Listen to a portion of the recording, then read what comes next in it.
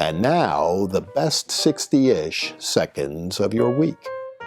The week began for me on a very high and positive note as I went to the city where sound travels faster than light, Washington, D.C., to witness the swearing in of Congressman Fred Keller. We here at Quantum Communications are very proud of our relationship with Representative Keller, who now serves in the greatest democratic institution in the history of the world. And we wish him well, and we know he will serve with incredibly great distinction. It was a wonderful day watching Speaker Nancy Pelosi administer the oath of office to now Congressman Keller. And of course, the week continued with the 75th anniversary of the D-Day invasion commemorations all across the world. And what proud moments for the allies and all the nations who fought against Nazi oppression. And President Trump made America very proud with his speech at Normandy.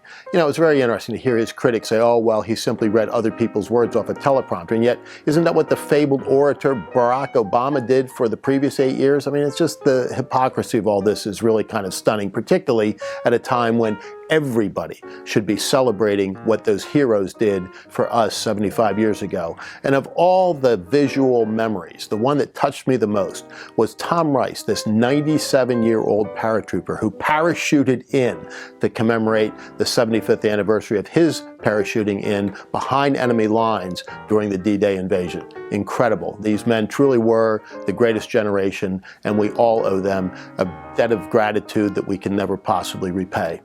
That was the week that we all will remember, the 75th anniversary of D-Day. And, you know, I was thinking about the 2020 election as it's getting closer and closer, and we begin to see the Democrats really getting their elbows up a little bit higher as they jockey for position. And thinking about the thing that people criticize President Trump for, his tweets and Twitters and all this stuff. 75, now 95 million followers. That's a direct communication link to people all across the country that is bypassing the mainstream media and allowing him to talk directly to his supporters every single day. They're eating it up. Meanwhile, the Democrats, you know, Joe Biden's got a very comfortable and growing lead. He's now got about a 2-to-1 advantage over Bernie Sanders, his next closest competitor, but they're all starting to take shots at him now.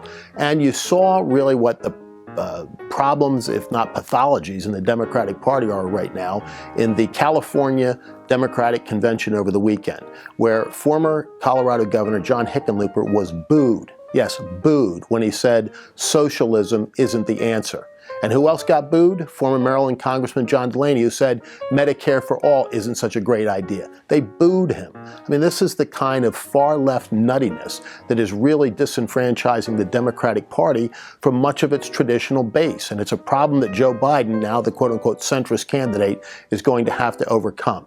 And whether or not the asterisk candidates that follow behind him can take enough shots at him that it's death by 1,000 cuts is really going to be the critical and pivotal question going through the primary process for the Democrats next year. Finally, it's really summer because the Belmont Stakes is here. The grueling 1.5-mile run, the fabled New York track. You can get for yourself the odds, but the Belmont has always been won by horses with tactical speed, with great breeding for distance, and with really good conditions. It's supposed to be a really nice day. And in light of the 75th anniversary of Normandy, although he won't run as the favorite and won't run from the pole, who can bet against Sir Winston? So for now, that is the best 60-ish seconds of your week.